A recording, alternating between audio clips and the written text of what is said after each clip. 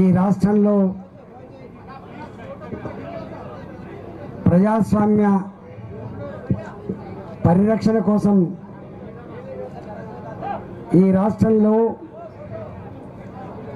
ముఖ్యమంత్రి గారి నియంతృత్వ పోకడలకు నిరసనగా రాబోయే కాలంలో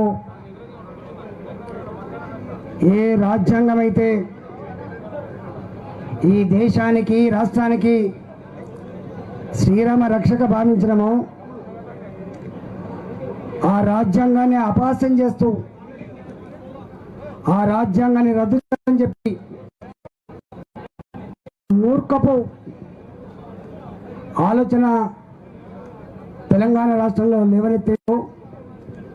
వీటన్నిటికీ నిరసనగా ఈరోజు ఒకరోజు దీక్ష కార్యక్రమాన్ని నిర్వహిస్తూ ఉన్నాం. ఈ కార్యక్రమానికి భారతీయ జనతా పార్టీ కేంద్ర నాయకులు, భారతీయ జనతా పార్టీ రాష్ట్ర నాయకత్వం, గౌరవ మాజీ పార్లమెంట్ సభ్యులు,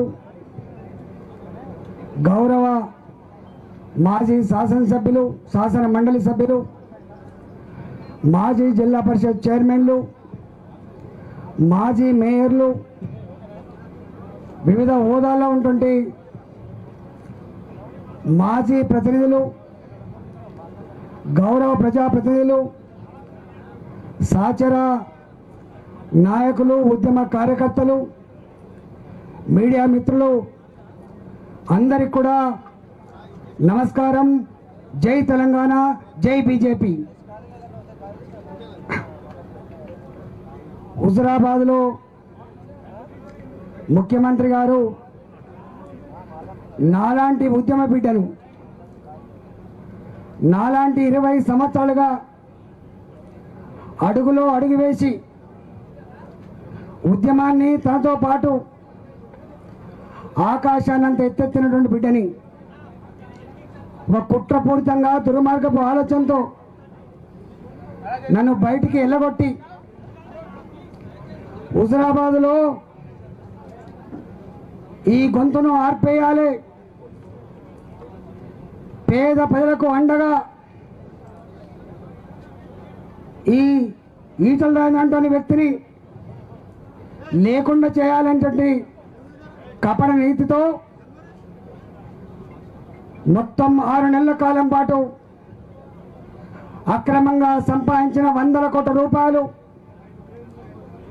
10 మంది మంత్రులు, 50-60 మంది శాసన సభ్యులు, శాసన మండలి సభ్యులు, వందల సంఖ్యలో వివిధ హోదాల్లో ఉంటున్న నాయకులంతా కూడా కలిసి మొత్తం అధికార యంత్రాంగాన్నంతా కూడా హుజురాబాద్లో మోహరింపజేసి ప్రతి నిత్యం సమీక్షలు నిర్వహిస్తూ ఈటల రాజేంద్ర ఓడిపోవడానికి, భారతీయ జనతా పార్టీ ఓడిపోవడానికి ఏమి కావాలనో అవన్నీ తీసుకోండి, కానీ ఆయన ముఖాన్ని మాత్రం రేపు తెలంగాణ అసెంబ్లీలో కనపడకూడదని చెప్పి హుకుం జారీ చేసి ఎన్ని కుట్రలు చేసిండో, ఎన్ని కుతంత్రాలకు పాల్పడ్డాడో తెలంగాణ వ్యాప్తంగా భారతీయ జనతా పార్టీ నాయకత్వం కానీ, కార్యకర్తలు కానీ ప్రజాస్వామ్యం రక్షించుకుందామనేటువంటి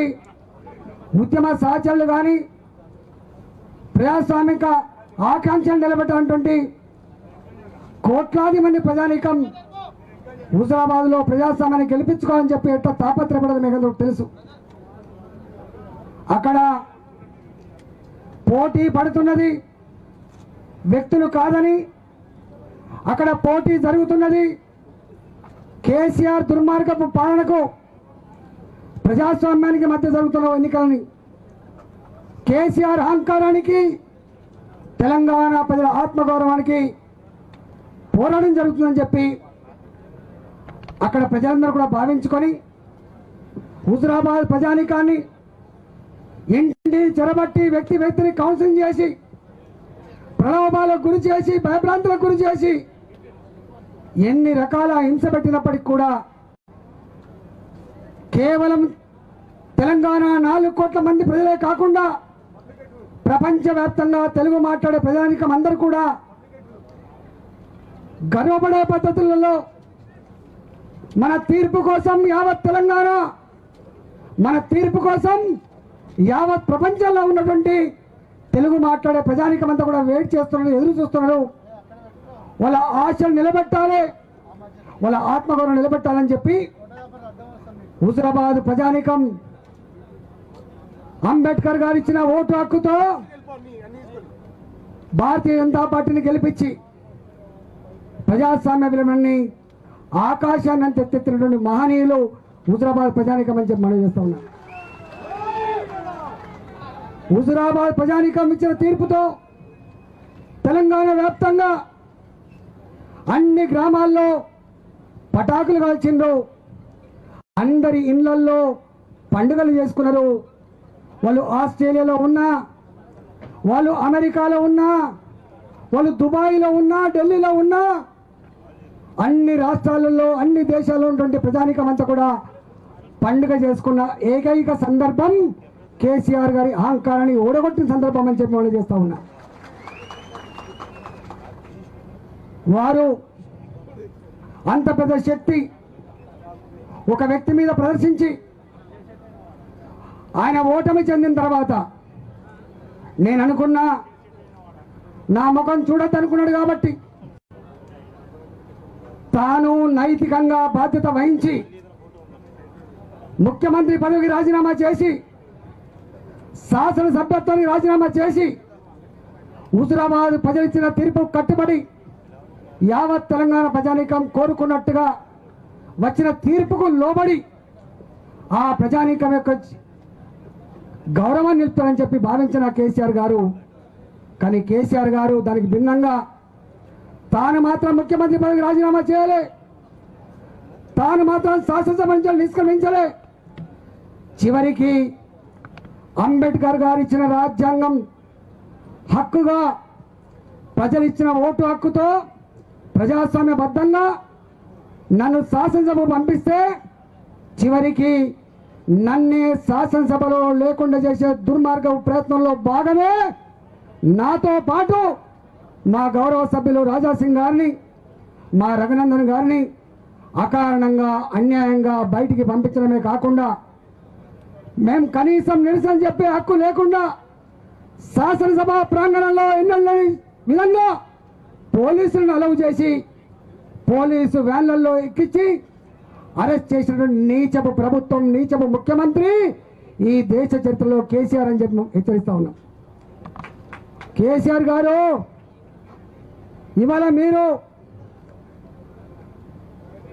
ప్రజాస్వామ్య సాంప్రదాయాన్ని, ప్రజాస్వామ్య విలువల్ని ఎట్లా అపహాస్యం చేస్తున్నారో ఈ 4 నెలలుగా మనకు అర్థమవుతా ఉంది.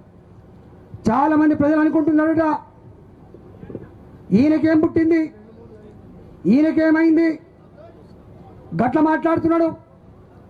మన తీర్పు వచ్చిన తర్వాత 2 గంటల పాటు ఉపన్యాసం, ప్రెస్ మీట్, మళ్ళీ తెల్లారి 2:30 గంటల పాటు ప్రెస్ మీట్.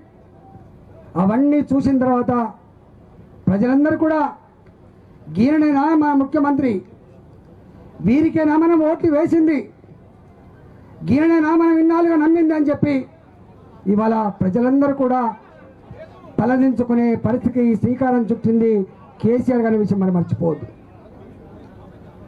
ఏమంటాడు ఆయన, చివరికి అప్పుడప్పుడు అంటూ ఉంటాడు, నా జీవితం ధన్యమైపోయింది, నేను తెలంగాణ గాంధీగా మిగిలిపోయినా అని చెప్పి. తెలంగాణ రాష్ట్ర ఏర్పాటుకు బాబాసాహెబ్ అంబేద్కర్ గారు ఇచ్చినటువంటి రాజ్యాంగం సాక్షిగా ఆర్టికల్ 3 ద్వారా శాసనసభలో మెజార్టీ ఉన్న వాళ్ళు ఆమోదించాలంటే రాష్ట్రాలు ఏర్పాటు సాధ్యం కాదని, శాసనసభలో హక్కుల కోసం, అణచివేతకు వ్యతిరేకంగా, తెలంగాణ రాష్ట్ర ఆకాంక్ష కోసం ఎవరైతే పోరాడతారో వాళ్ళు మెజార్టీ ఉండకపోవచ్చు, అంత మాత్రాన రాష్ట్రాలు ఏర్పాటు కాకుండా ఉండడం న్యాయం కాదని భావించి ఇవాళ ఆనాడు బాబాసాహెబ్ అంబేద్కర్ గారు సుదీర్ఘంగా ఆలోచించి ముందు చూపుతో సింపుల్ మెజార్టీతో కూడా సంబంధం లేకుండా పార్లమెంటు మాత్రమే ఈ బిల్లును ఆమోదించే హక్కు ఉంటుంది. అసెంబ్లీలకు హక్కు లేదు. అసెంబ్లీలో కేవలం మీరు ఎస్ అనో చెప్పేటువంటి అధికారం మాత్రమే ఉంటుందని ఆర్టికల్ 3 చెప్తే దాని ద్వారా సంక్రమించింది తెలంగాణ రాష్ట్రం తప్ప లేకపోతే దేని ద్వారా సాధ్యమేది కాదు. కేసీఆర్ కాదు కదా, కేసీఆర్ జేజమ్మదికి వచ్చినా కూడా ఆ ఆర్టికల్ లేకుండా రాజ్యాంగం లేకుండా రాష్ట్రం ఏర్పడే ఆస్కారం లేదనే విషయాన్ని గుర్తుపెట్టుకోవాలని చెప్పి మేధావులకు విజ్ఞప్తి చేస్తూ ఉన్నాను. గారాజ్యాంగాన్ని ఇది రద్దు చేయాలని చెప్పి కోరుతున్నాడు. మిస్టర్ ముఖ్యమంత్రి, నేను ఇట్లా సింగిల్గా వాడుతున్నా అని చెప్పి నువ్వు అంటవచ్చు, కానీ అంటున్నా నేను నీకు నైతికత లేదు కాబట్టి, నీకు మానవ సంబంధాల గురించి తెలియదు కాబట్టి, ప్రజాస్వామ్య విలువల్ని పరిరక్షిస్తలేవు కాబట్టి, ఏ రాజ్యాంగం అయితే నీకు ప్రజలు ఓట్లు వేస్తే 4 కోట్ల తెలంగాణ ప్రజానిక 2014లో తెలంగాణ తెచ్చిందని చెప్పి ఓట్లు వేస్తే ఆనాడు 63 సీట్లు గెలిస్తే ముఖ్యమంత్రిగా కుర్చీలో కూర్చున్న విషయాన్ని మర్చిపోవద్దు. ముఖ్యమంత్రి గారి సీట్ ఇచ్చింది 4 కోట్ల తెలంగాణ ప్రజానికం. ఆ హక్కు కల్పించింది భారత రాజ్యాంగం. ఆ హక్కు కల్పించింది భారత రాజ్యాంగం.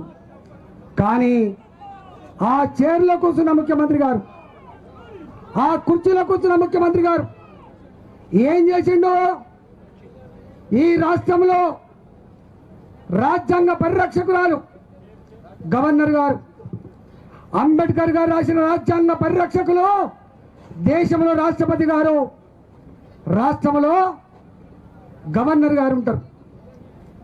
గవర్నర్ గారు మై గవర్నమెంట్ అని చెప్పి పలుకుతారు.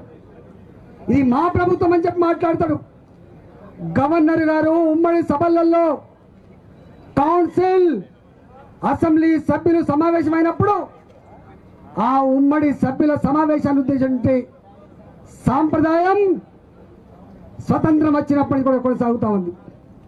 మీరు చూస్తూ ఉంటారు, పార్లమెంట్లో ఉభయ సభలను ఉద్దేశించి రాష్ట్రపతి గారు ప్రసంగిస్తారు. రాష్ట్రంలో ఉభయ సభలను ఉద్దేశించి గవర్నర్ గారు ప్రసంగిస్తారు.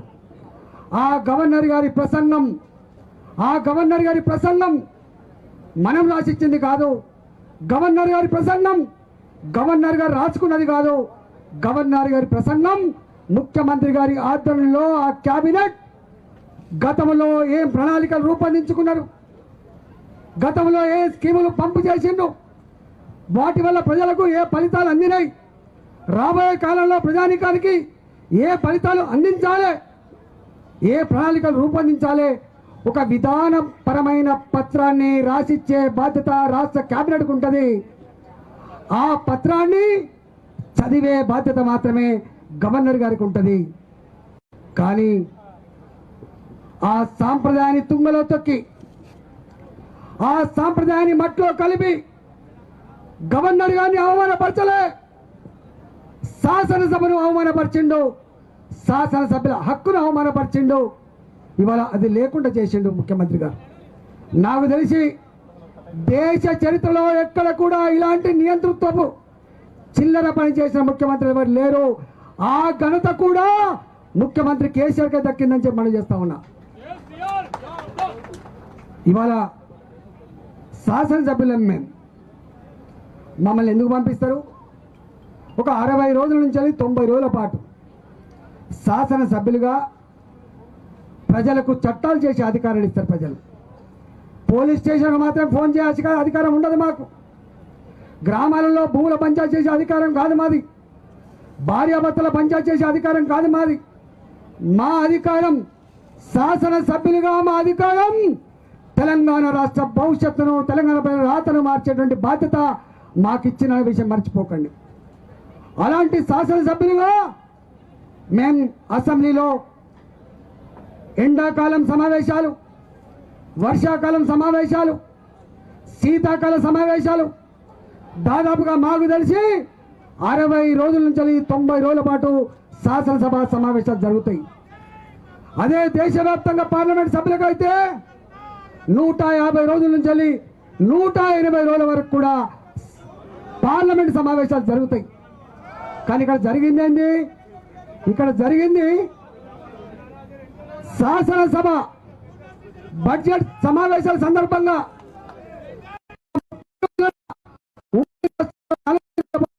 సమావేశాలు జరిగేది.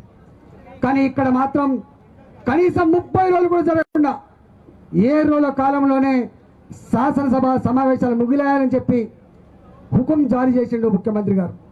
ఎంత నీచం, ఎంత అన్యాయం! ఈ బడ్జెట్ సమావేశాల సందర్భంలో గవర్నర్ గారి ప్రసంగాన్ని ఆమోదం చేయాలి, బడ్జెట్ ఆమోదించుకోవాలి. అనేక పద్ధతులు ఉంటాయి. ఈ రాష్ట్రంలో 17 మంది మంత్రులు ఉన్నారు. ఆ 17 మంది మంత్రుల ఆధ్వర్యంలో ఉన్నటువంటి ఆ డిపార్ట్మెంట్ల పైన విస్తృతంగా చర్చలో పాల్గొనేటువంటి అధికారం శాసనసభ్యులకు ఉంటుంది. కానీ ఆదిలోనే అంశబాధ లెక్క బడ్జెట్ సమావేశాలను దేవుడు అరుగు, డిపార్ట్మెంట్స్ వారిగా చర్చలు దేవుడు అరుగు. కనీసం గవర్నర్ గారి ప్రసంగం మీద కూడా మాట్లాడకుండా ఉండేటువంటి దౌర్భాగ్య పరిస్థితి శాసనసభకు ఉన్నది. మేమేమన్నాం? ముగ్గురుగా మా రాజాసింగ్ గారు, నేను, మా రఘునందన్ రావు గారు మేము ఒకటే అన్నాం, అయ్యా ముఖ్యమంత్రి గారు, మీరు అవమానపరుస్తున్నది గవర్నర్ గారు కాదు సుమా, మేము నీ పాలసీ పత్రం మీద చర్చలో పాల్గొనేటువంటి హక్కును హరిస్తున్నది మీరు, మా హక్కు. అంతేకాదు ఈ గవర్నర్ ప్రసంగం మీద చర్చోపచర్చలు జరిగిన తర్వాత దాన్ని ఆమోదించుకునే అధికారం కూడా సభకు ఉంటుంది. మరి గవర్నర్ గారి ప్రసంగం మీద చర్చలు లేకుండా, గవర్నర్ గారి ప్రసంగాన్ని ఆమోదించకుండా మా హక్కులను ఉల్లంఘిస్తూ ఉన్నావు.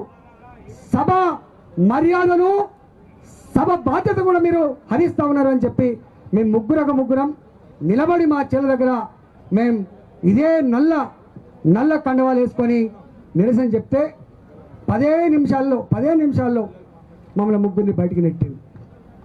ఇంతకుముందు చెప్పినట్టుగా పోలీస్ స్టేషన్లో పెట్టిండు.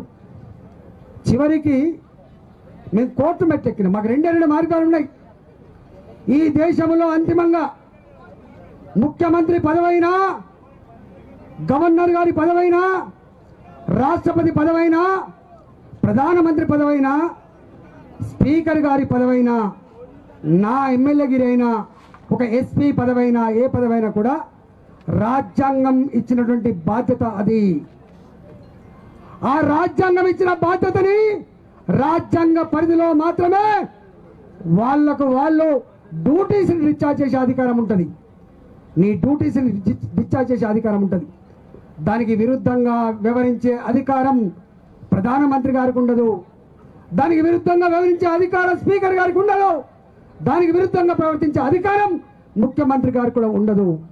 కానీ స్పీకర్ గారు ముఖ్యమంత్రి గారి సైగలతో, ముఖ్యమంత్రి గారు ఇచ్చిన ఆ స్లిప్తో ఆయనకి ఇష్టం ఉందో లేదో నాకు తెలియదు. వారు సీనియర్ శాసనసభ్యులుగా ఉన్నారు, అనేక సభలలో సజీవ సాక్ష్యం ఉన్నారు, అనేక సాంప్రదాయాలకి సజీవ సాక్ష్యం స్పీకర్ గారు. కానీ వారు ముఖ్యమంత్రి గారు చెప్పినట్టుగా బయటికి పంపిస్తే మాకు విధి లేక కోర్టు మెట్టెక్కినాం. మా దాంట్లో అడ్వకేట్గా ఉన్నటువంటి రఘునందన్ రావు కూడా ఉన్నాడు కాబట్టి మా సీనియర్ అడ్వకేట్ ప్రకాష్ రెడ్డి గారి దగ్గర పోయి, అయ్యా మమ్మల్ని మీరే కాపాడాలి, మమ్మల్ని చట్టం కాపాడకపోతే, కోర్టులు కాపాడకపోతే చివరికి మాకున్న ఏకైక అస్త్రం ప్రజాక్షేత్రంలోనే కేసీఆర్ తాడోపడి తెలుసుకునే సందర్భం వస్తుంది, మొట్టమొదటిగా మేము ఎట్లెక్కుతున్నామని చెప్పి మేము పోయినాం. చర్చోపచర్చలు జరిగినాయి. వాదోపవాదాల తర్వాత చివరికి కోర్టు సున్నితంగా స్పీకర్ గారిని గౌరవిస్తూనే, స్పీకర్ గారి బాధ్యతలను గుర్తు చేస్తూ, అయ్యా స్పీకర్ గారు మీరు తీసుకున్న నేను తప్పు సుమా, దాన్ని రెక్టిఫై చేసే బాధ్యత కూడా, సరిచేసే బాధ్యత కూడా మీ చేతుల్లో ఉందని చెప్పి మన విజ్ఞతకు వదిలిపెట్టింది కోర్టు. కానీ ఇక్కడ గత 4 నెలలుగా ఏం జరుగుతుందో చూసినాం.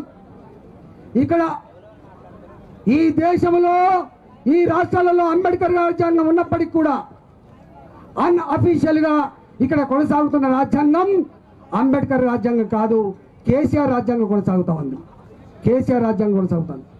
ఆ కేసీఆర్ రాజ్యాంగంలో ఆ కోర్టు ఇచ్చినటువంటి తీర్పును కూడా గౌరవించకుండా మా ముగ్గురు శాసనసభ్యులని స్పీకర్ ముందు హాజరుపరిచి అకారణంగా అన్యాయంగా మమ్మల్ని మళ్ళీ బయటికి పంపించింది తప్ప స్పీకర్ గారు ఒకసారి స్పీకర్ అయితే అందరి సభ్యుల హక్కులను కాపాడే బాధ్యతను విస్మరించిండు స్పీకర్ గారు. ఇక మా భారతీయ జనతా పార్టీ శాసనసభ్యులుగా మా పార్టీగా మాకు మిగిలింది ఒకే ఒక ఆయుధం, అది ప్రజాక్షేత్రం మాత్రమే. అది ప్రజాక్షేత్రం మాత్రమే. ఇవాళ ఏమంటున్నాం మేము? ఇవాళ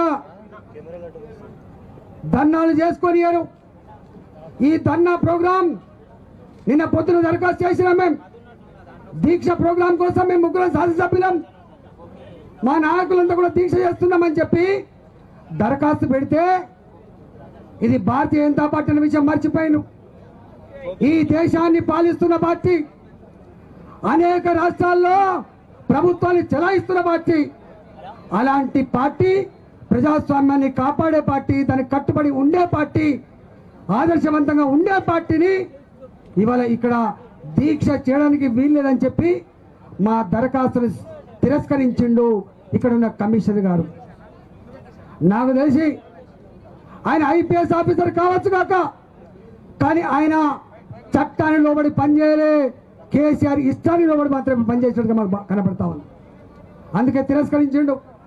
మళ్ళీ ఏమనుకున్నారో ఏమో, రాత్రి 1:30కో 2 గంటలకో స్క్రోలింగ్ వచ్చింది. పొద్దున సాయంత్రం పర్మిషన్ లేదు, కార్యకర్తలు రావద్దు, నాయకులు రావద్దు, వస్తే దెబ్బలు కొడతారు, కేసులు పెడతారు. ఇది ప్రాక్టీస్. ఇవాళ అయినప్పటికి కూడా రాత్రి 1:30కు ఆ పేపర్ ఇస్తే ఆ పేపర్ని పట్టుకొని అందుబాటులో ఉన్న వాళ్ళని ఇవాళ ఇక్కడ మేము దీక్ష కొనసాగిస్తున్నాం. నేను ఒకటే హెచ్చరిస్తా ఉన్నా, ఇట్లాంటి నియంతృత్వ పోకళ్ళు పోయిన వాళ్లకు చరిత్రలో ఏం గుణపాఠం పట్టిందో నీకు కూడా అదే గుణపాఠం పడుతుంది కేసీఆర్ అని చెప్పి హెచ్చరిస్తా ఉన్నాం. అరే కాళికా మాత లెక్క పోయినాడు ఆనాడు వాజ్పేయి గారు ఇందిరాగాంధీని, కానీ ఎమర్జెన్సీ పెట్టిన తర్వాత కాశ్మీర్ నుంచి మొదలుపెట్టి కన్యాకుమారి వరకు బండకేసి కొడితే కాళికా మాత కూడా కకా వికలమైపోయిన చరిత్ర మన దేశంలో ఉంది. ఈ రాష్ట్రంలో కూడా తప్పకుండా కేసీఆర్ గారిని కూడా రాబోయే కాలంలో గదే గుణపాఠం తప్పదని చెప్పి హెచ్చరిస్తా ఉన్నాం. హాయ్ ఫ్రెండ్స్, మా టుడే టుమారో యూట్యూబ్ ఛానల్ చూస్తున్నందుకు చాలా థ్యాంక్స్. మరిన్ని లేటెస్ట్ వీడియోస్ కోసం వెంటనే సబ్స్క్రైబ్ చేయండి. అలాగే ఈ బెల్ ని కూడా రింగ్ చేసేయండి. మా నోటిఫికేషన్స్ అన్ని మీ మొబైల్లో వస్తాయి. అలాగే మా వీడియోస్ మీకు నచ్చితే లైక్ చేయండి, షేర్ చేయండి, నచ్చకపోతే కామెంట్ చేయండి.